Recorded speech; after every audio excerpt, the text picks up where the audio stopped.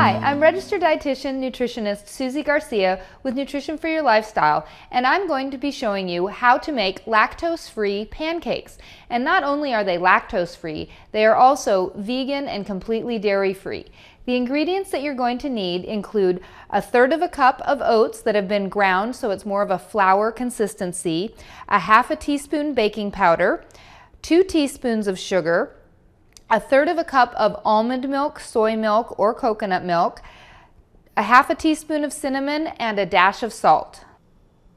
I've mixed together all of the ingredients, and now I'm going to spoon in 1/3 cup portions onto a griddle or pan that's on medium to high heat. These lactose-free and actually dairy-free pancakes are delicious topped with fresh berries instead of heavy sweetened syrup. This will give you a great wholesome breakfast that's lower in sugar, and they actually have a cake and cookie-like consistency so you can enjoy them either hot or cold. I'm registered dietitian Susie Garcia with Nutrition for Your Lifestyle. For more recipes, please check out my blog at n4yl.com.